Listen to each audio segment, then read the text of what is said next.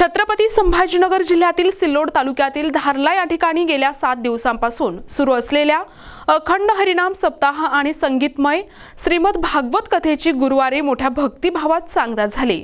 वृंदावन येथील प्रसिद्ध भागवताचार्य हरिभक्त परायण श्रीरामजी महाराज निकम यांच्या काल्याच्या कीर्तनाने या आध्यात्मिक सोहळ्याचा समारोप झाला।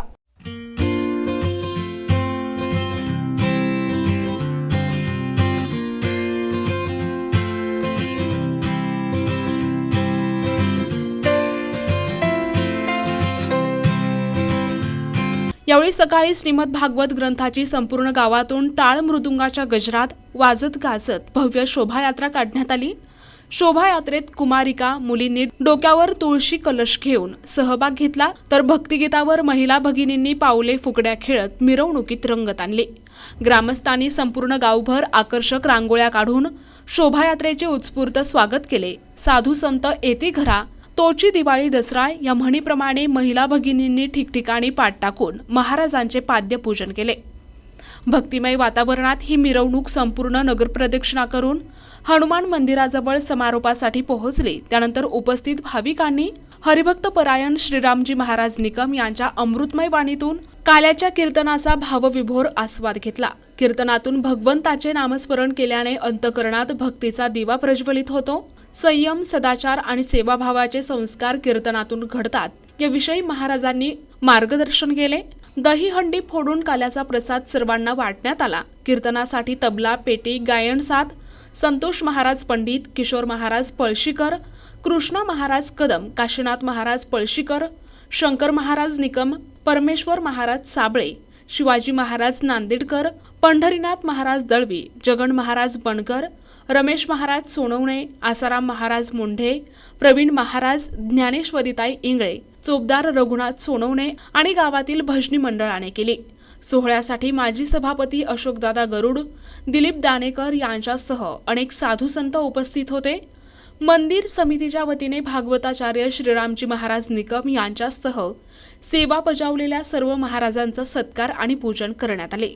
त्यानंतर हजारो भाविकांनी मंदिर परिसरात महाप्रसादाचा लाभ घेतला। या अखंड हरिनाम सप्ताहाच्या यशस्वी आयोजनासाठी हनुमान मंदिर समितीत ग्रामस्थ तसेच महिला भगिनींनी विशेष परिश्रम घेतले। जगद्गुरु तुकोबारायांच्या कीर्तनामध्ये राजाधिराज छत्रपती शिवाजी महाराज येऊन बसायचे। छत्रपती शिवाजी महाराजांनी जगद्गुरु तुकोबारायांचे कीर्तन ऐकावं। मला सांगा, जगद्गुरु तुकोबारायांच्या कीर्तनामध्ये राजाधिराज छत्रपती शिवाजी महाराज कीर्तनासाठी येऊन बसायचे, मग त्यांना काही कामं नव्हती का?